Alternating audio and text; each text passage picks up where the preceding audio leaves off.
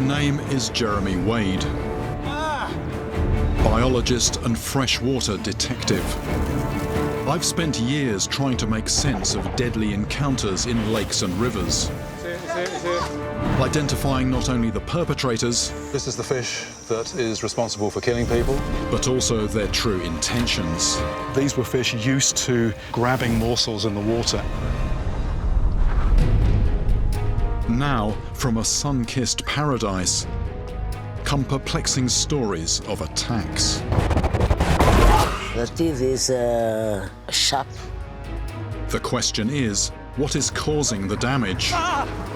Could be a quite intense experience hooking anything in this place. And were the victims simply in the wrong place at the wrong time? Or were they the target?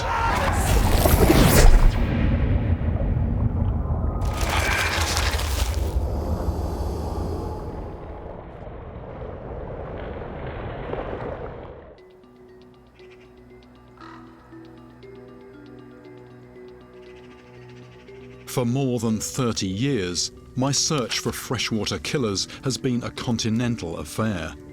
Asia, Africa, South America. Virtually all the beasts I've tracked down come from land masses where there are big lakes or seriously large rivers. Small, remote islands are not normally on my radar, but recent reports of freshwater attacks from a tiny speck of land in the South Pacific are making me think again. Fiji. With its alluring mix of idyllic coastlines and laid-back island culture, it's a mecca for tourists. Beyond the postcard beaches, though, there have been disturbing incidents. In a reservoir in the mountains far inland, a commercial diver is apparently attacked by something from the depths.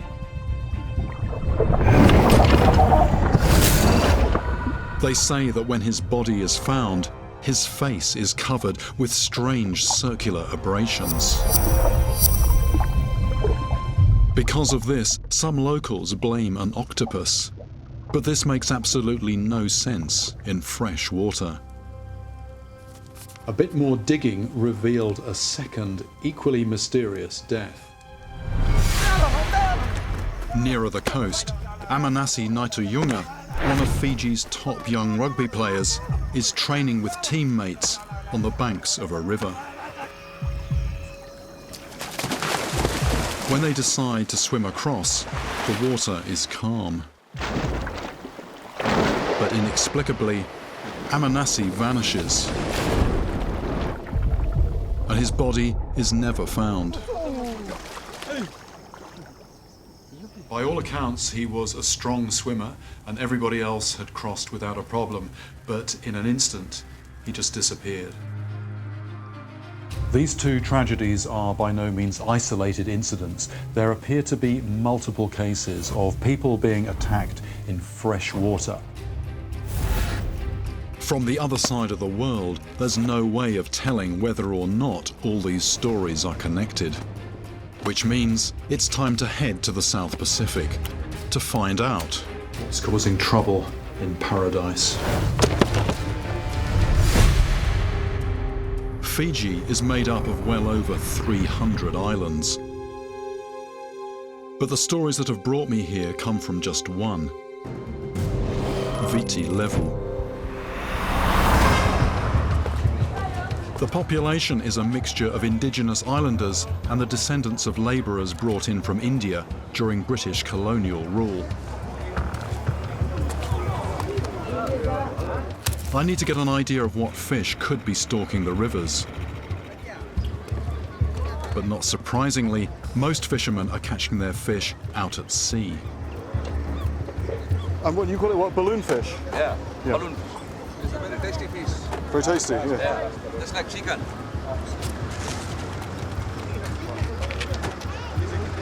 We call it red snapper. So does this one come into the river? Yeah. When they go big. No big ones here today? No, just this one, okay.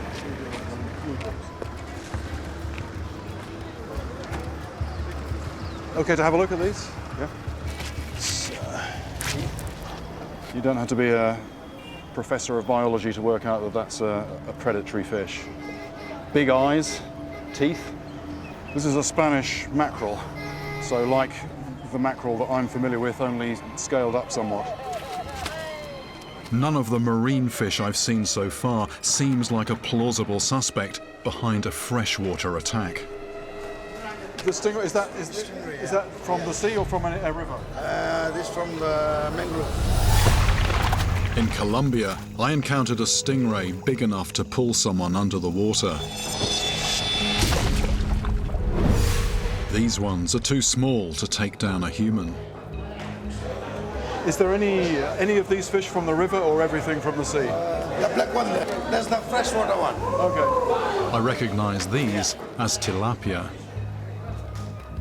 They were introduced to Fiji as a food fish and are clearly no river monster. This one, the only river fish here? Yeah. That's it, as far as freshwater fish goes. So far, I can see nothing dangerous resident in the rivers. Could the killer be sneaking in from the sea? Some sea fish are known to come into freshwater. Maybe there's fish that I don't know about that sometimes come into freshwater. There are definitely impressive predators here, like this barracuda. Definitely wouldn't want to be bitten by that. But as far as I know, barracudas don't come into freshwater. That's the best breed. Despite the abundance of fish, I can find no obvious suspects. Maybe the culprit behind the attacks is not a fish at all. Saltwater crocodiles are known to move into rivers, and Fiji does lie within the known range of these deadly reptiles.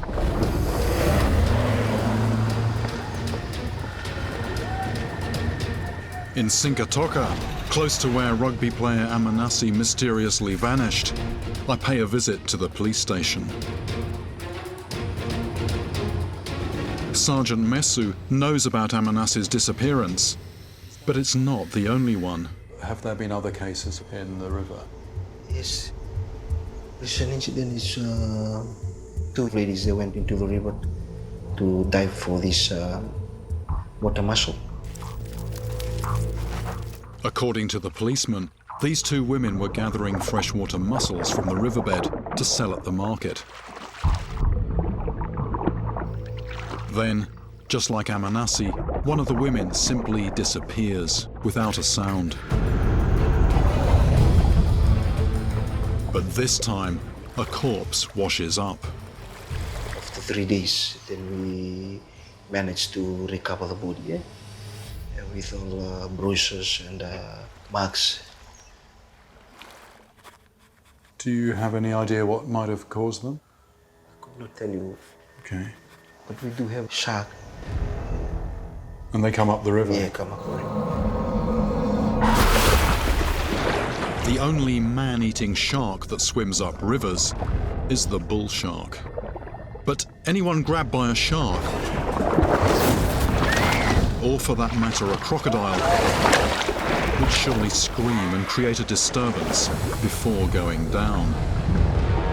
You wouldn't expect them to die without making a sound. And sharks and crocodiles leave bite marks, not bruises.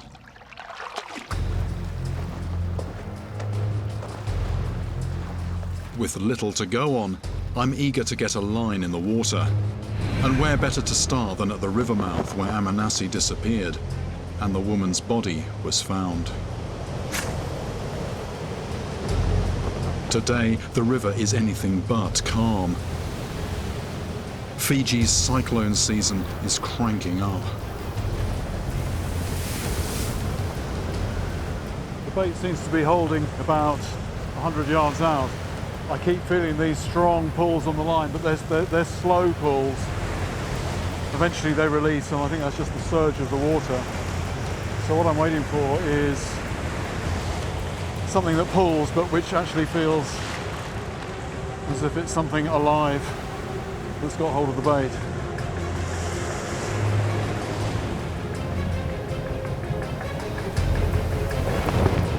What's going on? Wait a minute, wait. Ah! What's happened there? I thought I was snagged up. Well, I think I was snagged up, but I felt a bump on the line and then something ripped out a little bit of line, and I think it was something bumping in. I think something did actually just hit that. Yeah.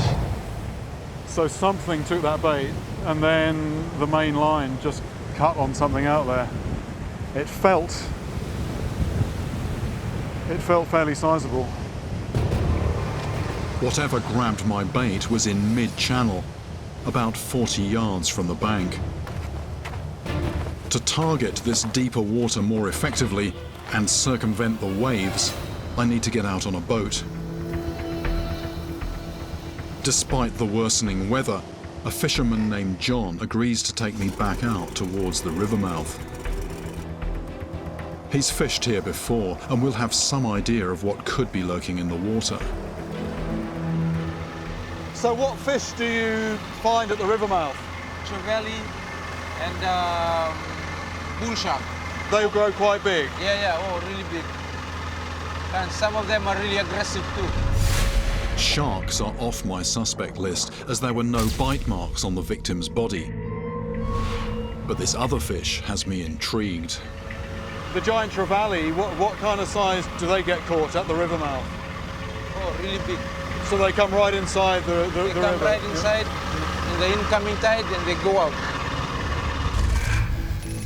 The giant trevally is not a fish I've met before. They are formidable saltwater predators, weighing up to 180 pounds. That's as big as me. If such a fish is invading these rivers, it could spell trouble. Do you think trevally would ever hit a person? Suppose somebody's in the water splashing around? Yeah, you never know, because it's so big. The biggest one I caught, one old man caught it, like a 5-footer. I'm curious to see one of these bruisers for myself. And the mob of seagulls ahead is a clear sign that there's activity in the water. See all the birds out there, feeding on something. Perhaps the smaller fish are being chased by something big. While John quickly anchors the boat, I race to bait my hook on 100-pound braided line. But with the storm brewing, time is not on our side. All right.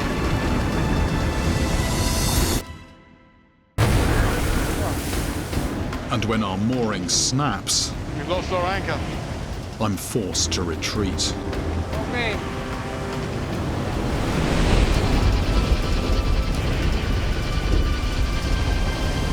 Change of plan. We now have no anchor. That basically broke off.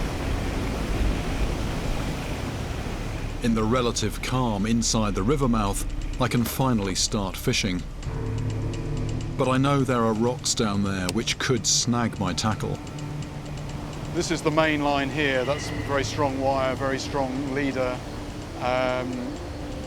It's a running lead, so basically the fish can take the bait without feeling the weight of the lead. The line just runs through it. But this is quite likely to hook up, and if it does, I actually want that to break rather than the main line, so that's weak line. So that's a sort of, redundant, sacrificial lead if it all gets hung up down there. It's quite a serious place, this river mouth. I mean, never mind what might be under the water. Just the water itself is quite scary. And the tide, I think, at the moment is just starting to run out. Just remains to be seen if anything hits that bait now. According to John, the giant trevally used the tide to move in and out of the river. This should take them right past my bait. Felt like a bit of a pull.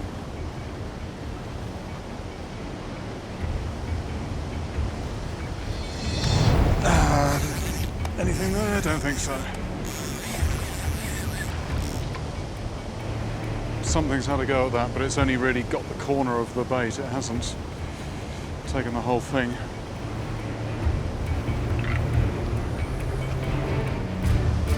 As the hours slip by, I begin to suspect that the monsters have already left.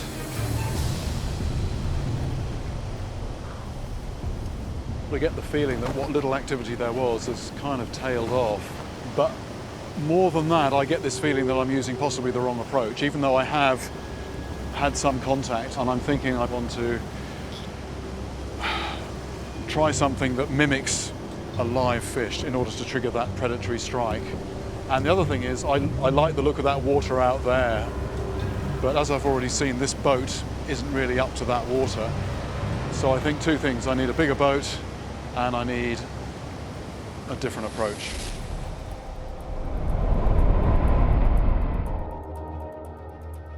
In the meantime, I'm keen to find out more about the giant trevally. And I soon discover that this is a fish with quite a reputation. It may lack large teeth, but the giant trevally is an underwater battering ram. Stripping away its outer layer reveals its secret weapon. A bony blade in its forehead that it uses to smash into and stun its prey. Scientists have even seen them ramming sharks. According to one report, a giant trevally battered the gills of a 7-foot blacktip reef shark. With such force, the shark died from internal bleeding. And it's not just fish that come under attack. In Bali, a diver reportedly suffered broken ribs after being struck by one of these fish. This is clearly a beast that can land a knockout punch.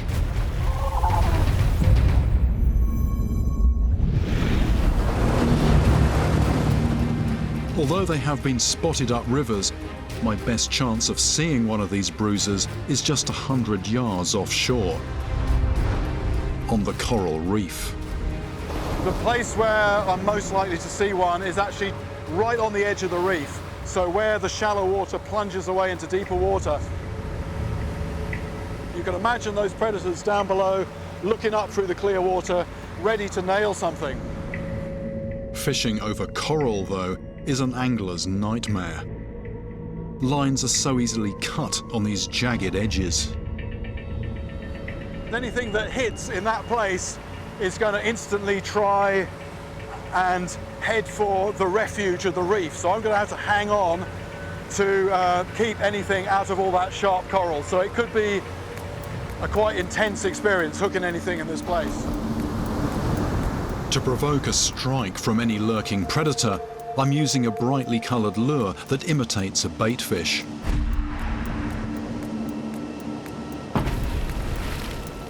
Where the waves are breaking over the reef, smaller fish are likely to get tumbled around and find themselves a target. And it's their struggling movements that I'm trying to mimic.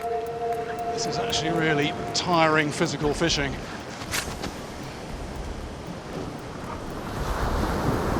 Jerking the lure like this, my arm, it feels as if it's about to drop off.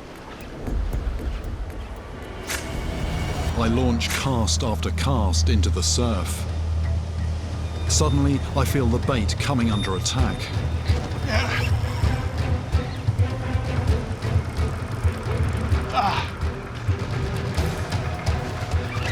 Right, that really bashed it a few times. Right. Something with incredible power is pulling down hard.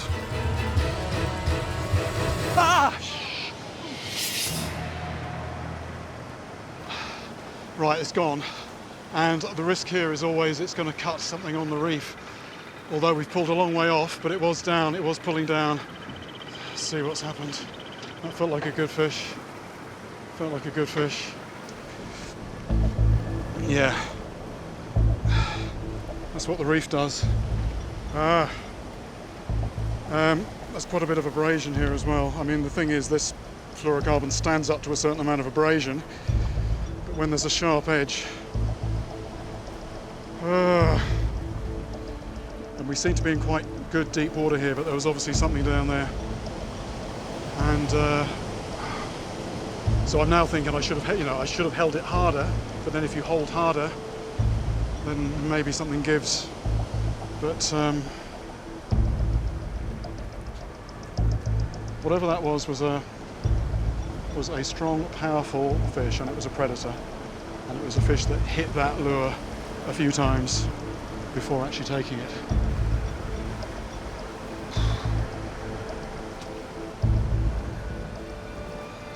Not to be deterred, I re-tackle and start again.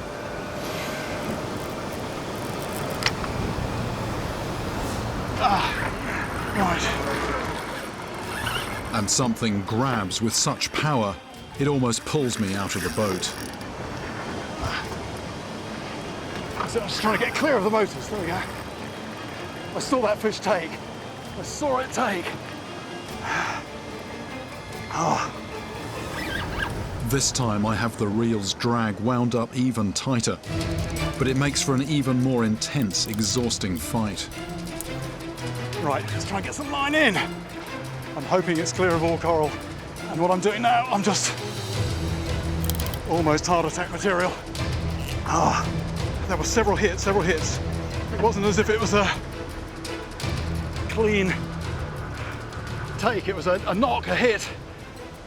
I thought I'd missed it, and then suddenly I'm connected to a heavy weight here. It's pulling down.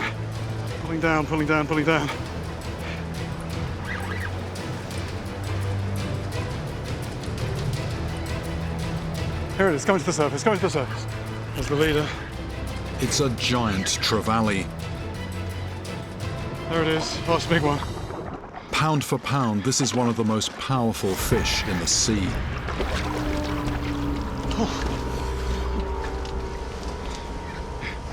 I saw it grab, and then it almost pulled me out the back of the boat when it took off. It has crushing teeth in its throat, which I can't see, but I can certainly hear them. It's making a sort of a crunching noise.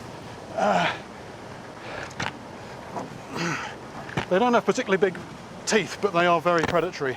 The modus operandi of this fish is to ram its prey with its head before engulfing it. Driven by powerful muscles, its scythe-like tail gives it the attack speed it needs to stun its prey. The impact force is concentrated through its narrow, bony head. A top-speed underwater strike from one of these beasts could even hit harder than an arapaima, the fish that once knocked me off my feet. So it's the power rather than the teeth that we're talking about here. And I can just imagine one of these, if it were to ram you in the water, with the power this has got, that is going to hurt, and it could even be fatal.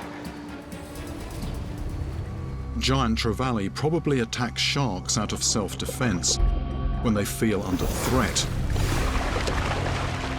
I wonder if this extreme approach to self-preservation could explain ramming attacks on people. Did they unwittingly stray too close to one of these powerful fish? It's got the size, it's got the strength, it's got the aggression. All we'd need to be talking about is a chance in a million, just the wrong place at the wrong time, and that would be enough. If this fish slammed someone in the chest, they could inhale a lungful of water, and without a sound they'd sink and be swept away by the current. But there's one problem with this theory. This fish can't be behind all the attacks in Fiji's rivers. There are many incidents, including the case of the diver who died in the reservoir, that happened miles inland.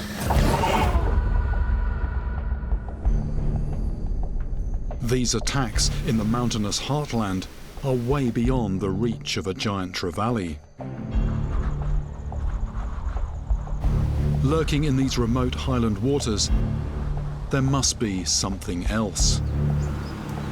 another creature capable of attacking people.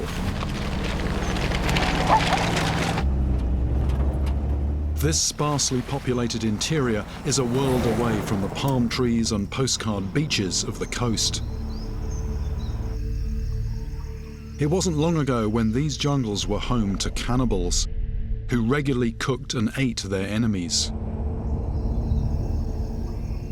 Even in the 20th century, there were still people living here who knew the taste of human flesh.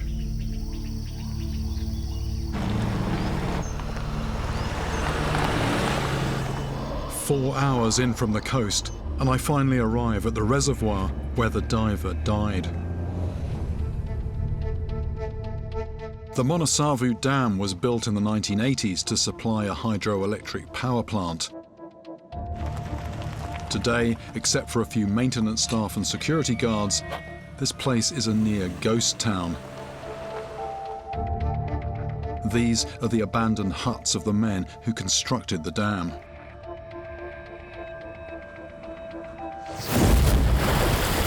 A commercial diver has been employed to check the dam wall.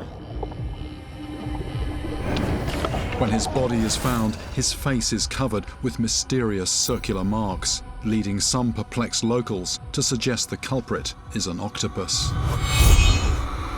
Is there something in this near-deserted 6-mile-long stretch of water powerful enough to take down a human? The incident that brings me here calls to mind a case I investigated in New Zealand, where a diver was pursued by a pack of gigantic eels.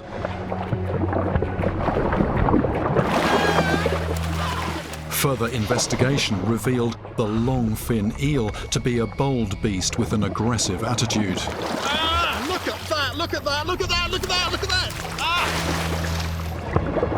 In Fiji, there are no long fins. But there is another kind of eel that lives here.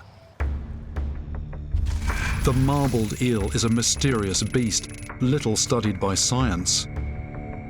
Born somewhere in the Pacific, they then swim inland, where they spend decades hunting in the rivers. But could an eel reach such remote mountainous terrain, let alone grow big enough to threaten a human? The only way to find out is to get a bait in the water.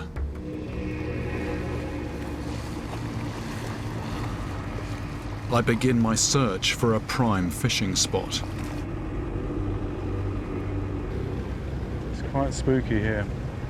All these dead trees just poking up out of the water. All this structure provides plenty of nooks and crannies for eels to hide. It looks perfect eel habitat. But hooking one here, that's a totally different matter. The instinct of any fish on being hooked is to run for cover, run for security. So much cover here, trees, there's probably tree roots down there as well. And eels are very, very strong. They're strong swimmers. They can also swim backwards, unlike a lot of fish. So even if their head is pointing towards you, you can't control their direction of swim as easily as you can other fish. And once they're actually in contact with something, they can wrap themselves around it. They can get their tail in a hole, they can wrap their tail around a tree root. And once that happens, very, very hard to extract them. It's like if I was swimming in the water, it'd be very easy to pull me around with a fishing line. If I can get my hand on something though, it's a whole different story. So once an eel gets into a snag, something in the water, even with really strong tackle, that can be game over. I need to find a location where I have a fighting chance of landing one of these incredibly powerful and slippery customers. Oh, this is interesting. There's colouring of the water here. There's clearly a waterfall or something around the side. It's the kind of feature that could attract fish. Incoming streams could be bringing in food and drawing in predators. Large eels hide in the deep, so if there's a good depth of water, this could be a perfect monster hangout. 20, 25 feet. It's a potential spot to find eels. Fishing, particularly at night from these banks, don't know about that.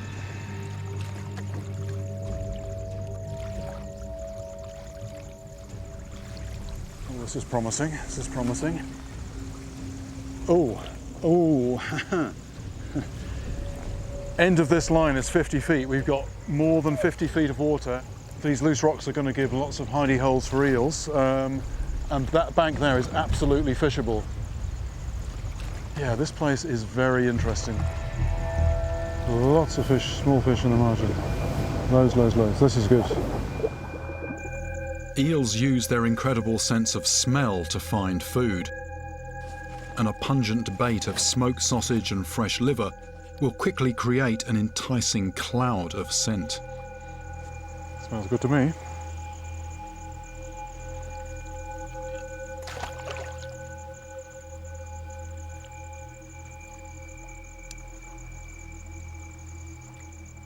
When fishing for eels in New Zealand, I never had to wait long.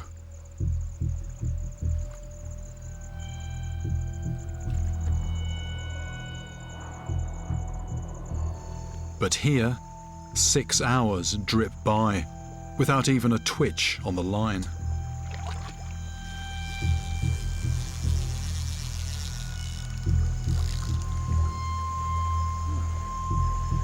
Well, it's just been sitting there, and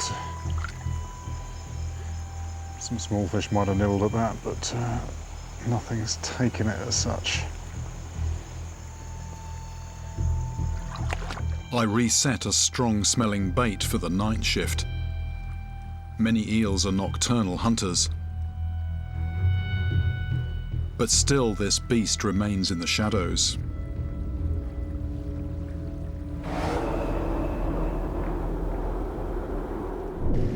The following day, I scour the lake for a new fishing spot. A fast-flowing inlet will quickly spread the smell of the bait, drawing in any lurking predators from much further away. Once again, I set 2 lines and settle down to wait, long into the night. Just checking the baits. That is untouched. It seems these eerie waters are not ready to reveal their secrets.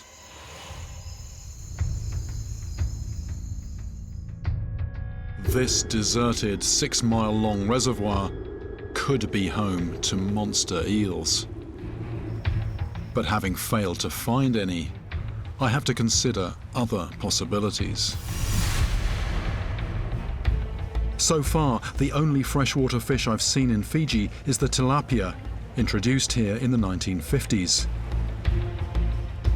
Maybe they're not the only foreign import. I know from experience that introduced species can wreak havoc. The South American pacu now terrorizes rivers in Papua New Guinea, where it is known as the bull cutter. And if these fish hear something splashing in the water, they come heading for that sound with those teeth bared. And notoriously aggressive snakeheads from Asia have now spread far beyond their native range. While in Spain, introduced Wells catfish are reaching man-eating proportions. The whole thing is nearly 8 foot of just solid, rippling muscle. If that grabbed hold of your leg, that's an unpleasant enough thought, but if that decided not to let go and you were swimming, you'd be history. Could Fiji also be hiding a monstrous foreign predator? There's no one here to ask, but there are reports of people being attacked downstream. Some incidents happened right next to the village of Nasevu. Somebody here must have an idea of what beast stalks the waters.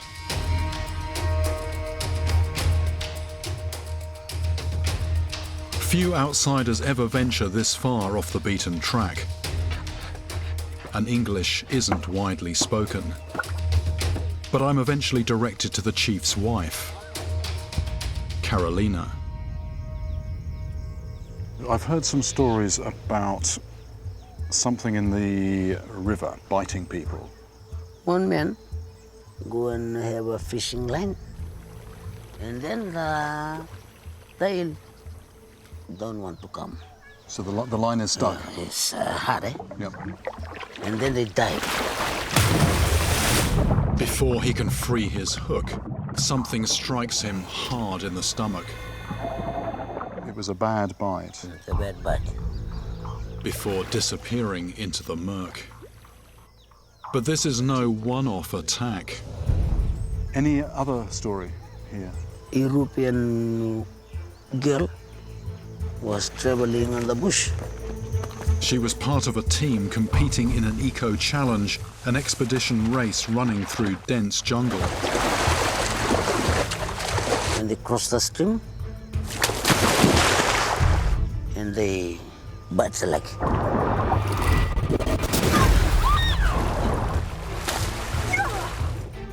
Down on the feet. Perhaps the abrasions I heard about on the diver were in fact some kind of bite marks. When I ask what attacked the people here, she gives me a name which I don't recognize. That's Tautobal. Tautaumbale. What does it look like? It's the big head, thin body, and big mouth. The teeth is sharp. Her description could be an eel, or maybe a catfish. Both are capable of inflicting abrasive wounds. So what is this beast they call the Totombale? The only way to identify it for certain is to get this suspect on the end of my line. But my fishing plans have hit a stumbling block.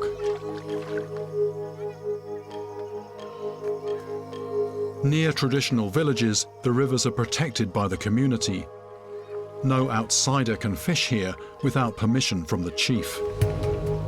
Until the elders consider my request, I can't get a line in the water.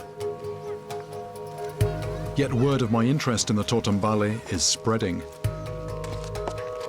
Some fishermen assure me they know where it lives.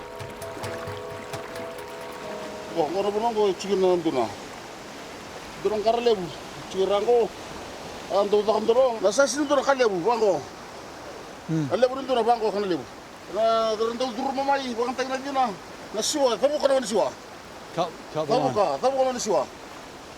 And always here, this is its house, this rock here. I'm told that under this cliff, there's a deep underwater cave.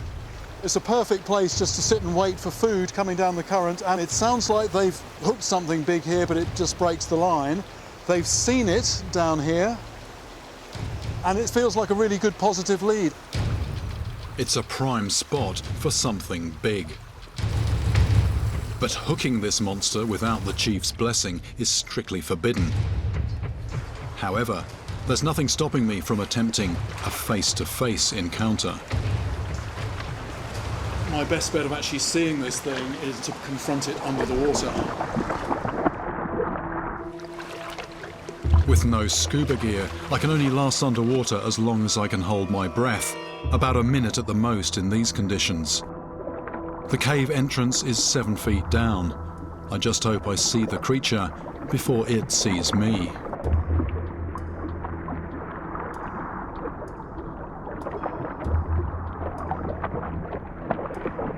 This brings back memories of my close encounter with a giant Indian catfish, the gunch. For all I know, the Totombale could be the local name for a similar man-eating fish. But here, I see nothing. It really is quite spooky down there. It's very important when you're breath hold diving is to relax physically and also mentally, but when you've got this mental picture of something that might lunge out at you from the shadows, it's quite hard to sort of cultivate that inner calmness. Pushing deeper, I discover this is no small cave. It's a dangerous labyrinth.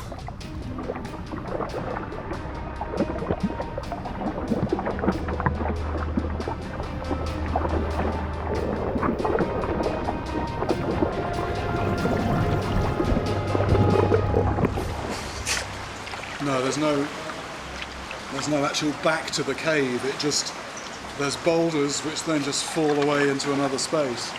And I can't get through that gap, and this won't illuminate, but it does look like a perfect hidey hole, but I've not seen anything myself today. All my hopes of progressing this investigation now rest with the village chief.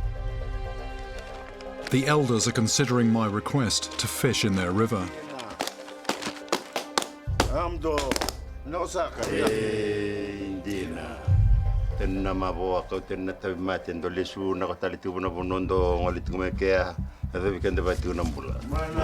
A ceremonial drink of kava root mixed with river water is prepared.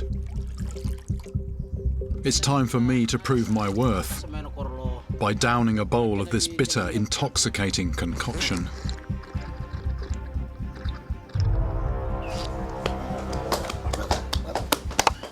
While the elders take their share, they tell me stories of a mythical beast that lives in the waters of Fiji.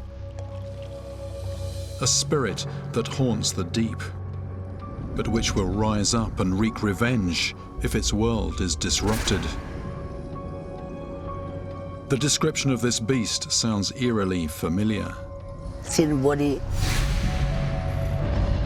big mouth. The teeth is sharp. This vengeful spirit could be the mythical version of the Totombali.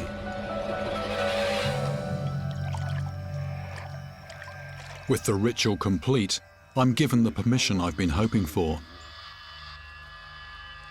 But before I can start to fish, I'm told I must first track down the master fisherman, Eroni Laquina.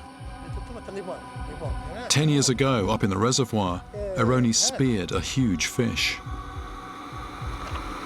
I get my first view of the beast they call the Totombali. Fantastic. Excellent. It's a monster-sized marbled eel. It looks about the same size as you, roughly the same height. Yeah.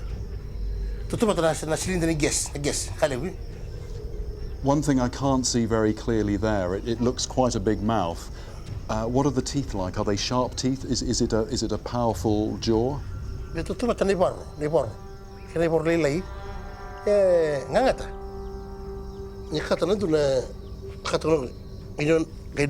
This giant was caught where the diver died. It's possible Eroni's prize catch was the culprit behind the attack. Are monsters of such size rare freaks of nature? Or are there more down there?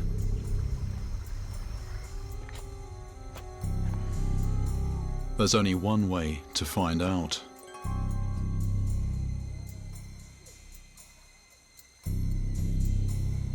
From a rock right in front of the village, I cast a bait of fresh tilapia into the current.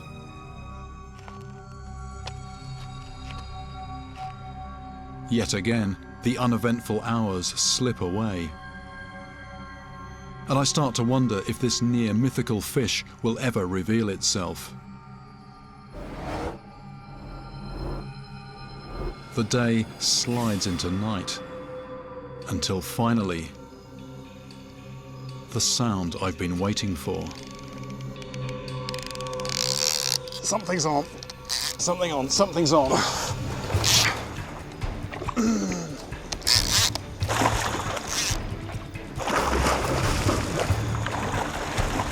There's something on. I must net this writhing beast quickly and not give it any chance to escape.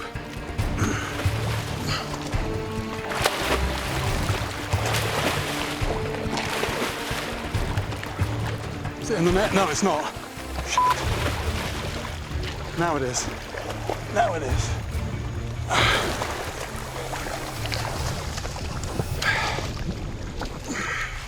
It's the creature I was looking for, a huge marbled eel.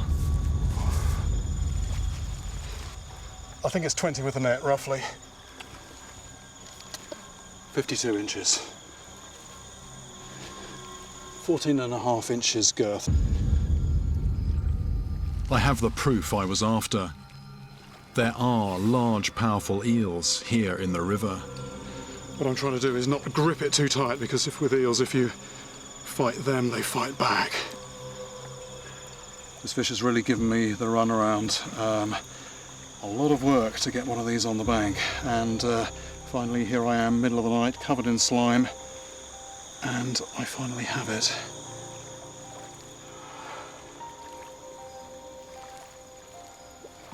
Just getting a bit of a look at the business end of this, and that is a big mouth, and it's got powerful musculature operating those jaws, and when it opens its mouth I can see very clearly that it's got lots of teeth, very, very sharp teeth. When they clamp down, that's going to cause a bit of an injury. One this size could maul a person, and when eels feed, they sometimes spin, causing a circular wound. Maybe this is where the idea of an octopus came from. Now that I'm actually seeing a live one of these and handling it, I'm pretty certain that those incidents I've heard about from the interior of the island, this has to be the culprit. I came here looking for a suspect behind a series of attacks. My investigation has revealed not one, but two aquatic predators capable of inflicting harm. In the remote mountainous heartland, the snake-like marbled eel stalks the rivers. Just like the mythical beast I heard about, this fish can lash out if its world is disturbed. Yet closer to the coast, mysterious disappearances could be due to a very different predator, the giant trevally. This aquatic battering ram invades the rivers from the sea and has the power to inflict a deadly blow. I don't believe that these fish are out to get us, but stumble into either of them by accident, and this idyllic South Pacific paradise could become the scene of your worst nightmare. The name I've been given for the place where I'm going is Location X. It's actually on a Native American reservation, and as a rule, outsiders just aren't allowed.